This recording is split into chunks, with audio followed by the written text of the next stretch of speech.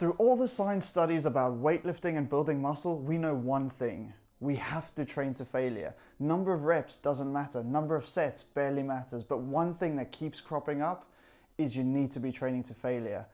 And now I often question in the gym when I've taken a set hard, is that mental failure or is it actual failure? Because I train alone, and like you probably also don't have someone shouting over your head saying, you need to push another rep, get one more, one more, one more. You just stop.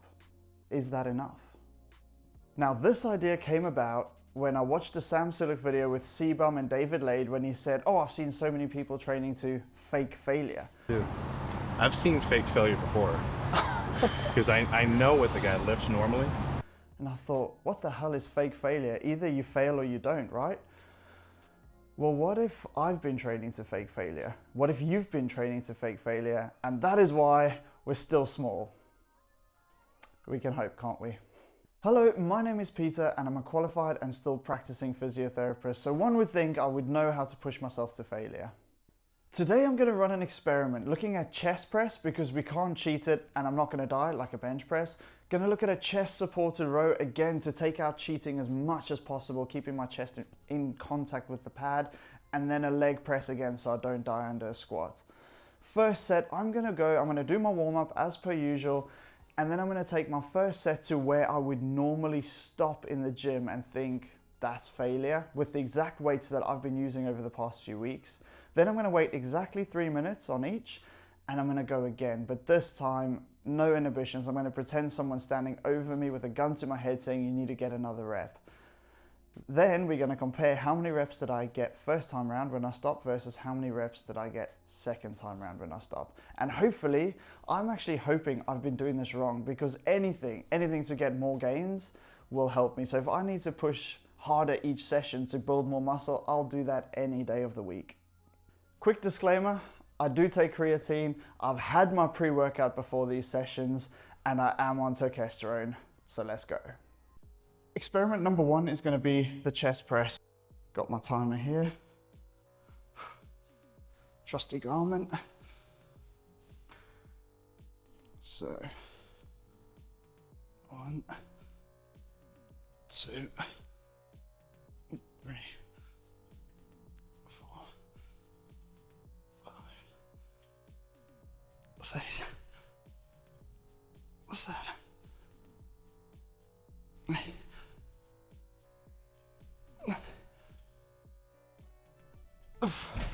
Right, that's where I would normally stop my set. So that was 9.5.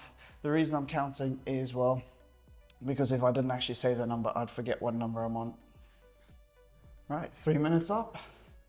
Let's go. And I'm going to try keep exactly the same tempo. So obviously if I just fly through it, I'll get more reps, but same tempo. So, 1, 2, 3.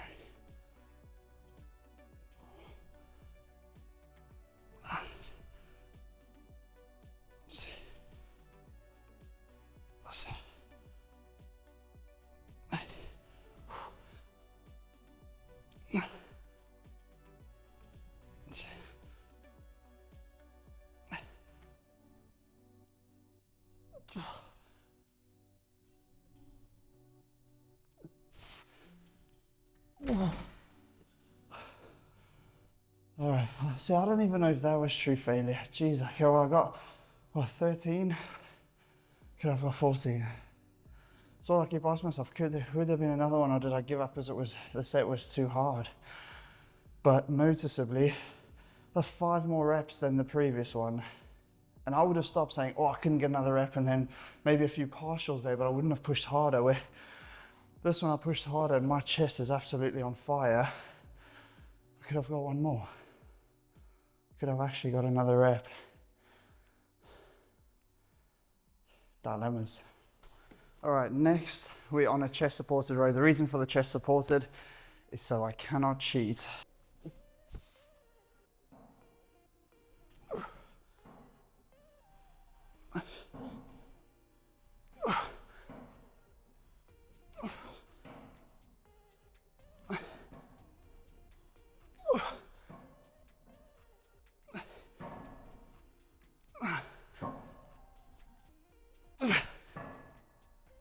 So 10 and a partial, that's what I normally go. That's pretty much my normal working set to what I would normally call failure. So let's see. All right, 3 minutes up. And let's go again. And chest supported, so there's no cheating. And this one, gun to my head. I'll still question it, but gun to my head, and let's see.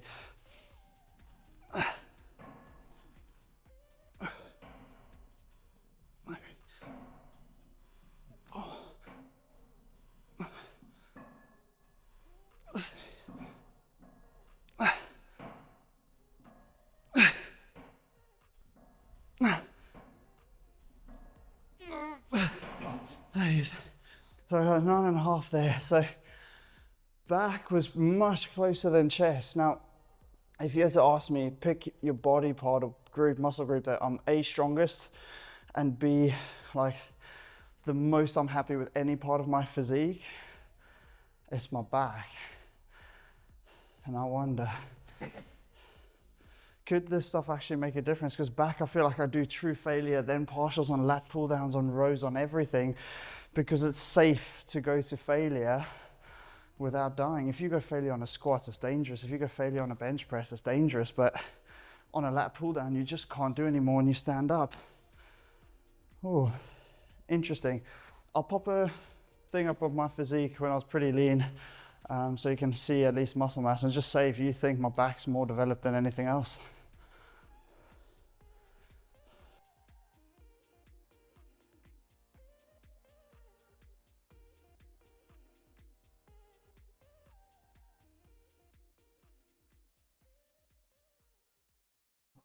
Right, leg press.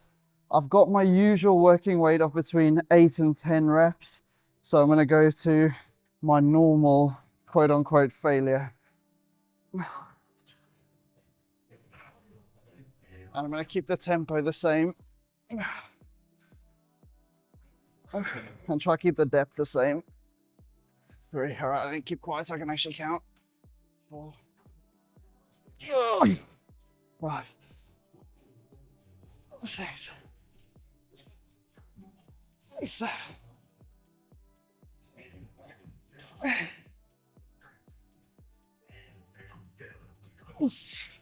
Right, that is definitely where I would have ended my normal workout. Let's give it 3 minutes and test again. It's been 3 minutes, and let's see how many we get. 9 was the first one, so I'd normally expect to get around 8.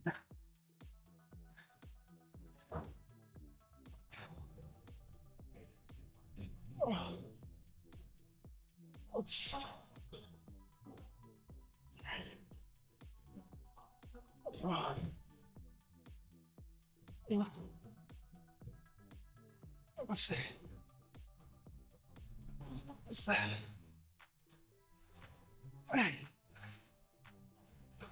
9, 10.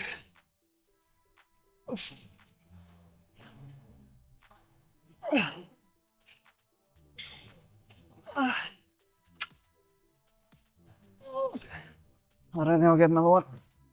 Oh. 14. Shit. No wonder my legs are so small. My failure's been so far off.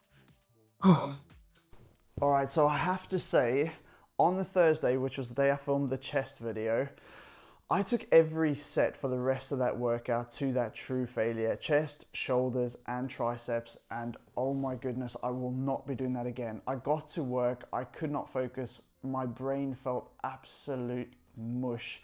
I was repeating myself to patients. I really struggled, and by the end of the day, I was absolutely mentally fatigued. I think that hits your central nervous system far too hard, especially if you have to go to work afterwards and you're not an influencer who their job is to train. I don't think in the realistic world we can do that. It's not possible. So what I recommend doing is taking your last set to true failure and your others to like an RPE of 8 to 9, which is what I did for legs, and that was so much better. Yes, I still had an insane workout and surprised myself big time, but I didn't have that mental fatigue after. So if you're questioning if you train to fake failure, do this experiment. Take your working weight and see how many reps you get, and then go and check how many reps are actually possible. You might surprise yourself, and who knows, for us natty lifters out there, anything to build more muscle will go. So if I have to train that hard for the last set of each exercise, I will definitely do it. For every set, there is no way, but for the last set, I'm gonna push that hard. And actually, I'll be pushing every set harder than what I was before I did this experiment. So you definitely need to do this, especially if you question if you're training to true or fake failure, because if you're questioning it, you're probably not training to true failure, just like me. And who knows, if this means I can unlock bigger legs, bigger calves, bigger shoulders, bigger arms, bigger chest, oh, I'm in every day of the week. And if you guys want to see what testosterone did for me, check this video out. Until then, I'll see you in the next.